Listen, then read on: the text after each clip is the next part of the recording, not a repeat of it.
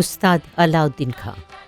শুদ্ধ সঙ্গীতের দিকপাল ওস্তাদ আলাউদ্দিন খাঁ দিনের পর দিন কঠোর পরিশ্রম, নিষ্ঠা ও ধ্যানে নিজেকে গড়ে তুলেছেন।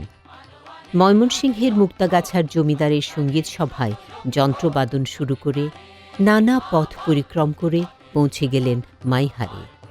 মাইহার ঘরানার সাঙ্গীতিক সৃজনশীলতা এবং এর সৌন্দর্য কৌশল চূড়ান্ত বিকশিত হয়েছে ওস্তাদ আলাউদ্দিন খাঁ সাহেবের হাতে। সঙ্গীতই তাঁর পরিচয়, অস্তিত্ব ও আত্মপরিচয়ের অংশ। ওস্তাদ আলাউদ্দিন খাঁ বলেছেন, সঙ্গীত আমার জাতি আর সুর আমার গোত্র। আমার